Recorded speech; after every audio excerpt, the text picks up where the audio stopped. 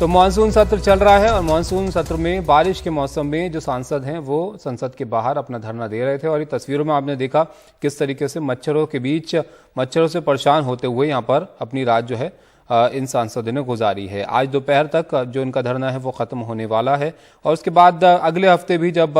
कार्रवाई शुरू होगी सदन की तब इनका ये कहना है कि वो अपने मुद्दों को उठाते रहेंगे। हिमांशु हमारे साथ है, उनके पास चलते हैं। हिमांशु, लोकसभा की कार्रवाई तो 12 बजे तक के लिए स्थगित हो गई है, लेकिन अगर हम इन सांसदों की बात करें तो 1 बजे इनका धरना खत्म हो जाएगा। इनका क्या आगे रुख रहने वाला है?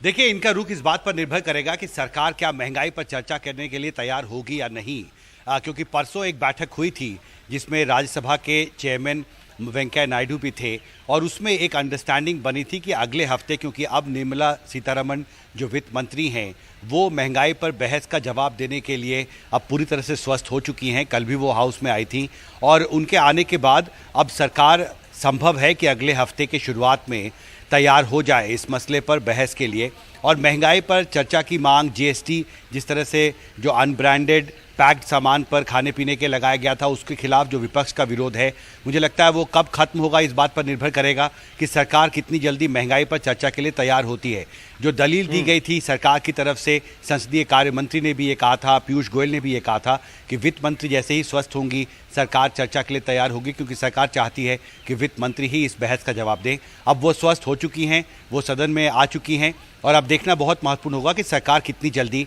महंगाई पर चर्चा के लिए तैयार होती है। अगर सरकार तैयार नहीं होती है तो जिस तरह की तस्वीरें आपको पहले 2 हफ्ते में दिखाई दी हैं वही तस्वीर अगले हफ्ते भी संसद के दोनों सदनों में दिखाई देगी। तबिश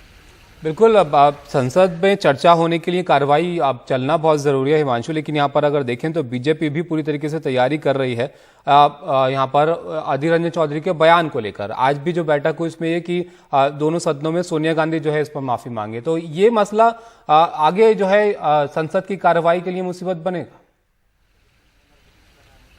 निश्चित तौर पर देखिए, टकराव बढ़ गया है क्योंकि पहले 9 दिन जो सत्र का था उसमें बहुत साफ था कि महंगाई के मुद्दे पर सरकार को घेरने में विपक्ष काफ़ी कामयाब रहा था और दबाव काफ़ी ज़्यादा बढ़ाया गया था। लेकिन अधीर रंजन चौधरी का जो बयान राष्ट्रपति के खिलाफ आया उसके बाद सरकार को पलटवार करने का मौका मिला है और कल हमने देखा कि लोकसभा और राज्यसभा में बहुत एग्रेसिव तरीके से जो सत्ता पक्ष के सांसद थे उन्होंने सोनिया गांधी से माफ़ी की मांग की थी कल, और काफ़ी ज़्यादा हंगामा लोकसभा और राज्यसभा में सत्ता पक्ष के सांसदों ने भी किया था और वो अब भी अड़े हैं कि इस मामले में सोनिया गांधी को माफ़ी मांगना चाहिए। लेकिन कल जिस तरह की घटना सामने आई और सोनिया गांधी और जो विपक्ष के जो सत्ता पक्ष के सांसद थे उनके बीच में जो बहस हुई उसके बाद एक बार फिर टकराव जो है इस मसले पर बढ़ गया है। अधीर रंजन चौधरी कह रहे हैं कि वो राष्ट्रपति से मिलकर उनसे माफ़ी मांगेंगे। अब देखना बहुत महत्वपूर्ण होगा कि इस मसले पर आगे वो क्या पहल करते हैं, क्या राष्ट्रपति उन्हें मंजूरी देती है या नहीं, लेकिन संसद में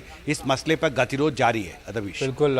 गतिरोध बना हुआ है और एक बड़ा मसला जो है फिलहाल बनता हुआ दिख रहा है।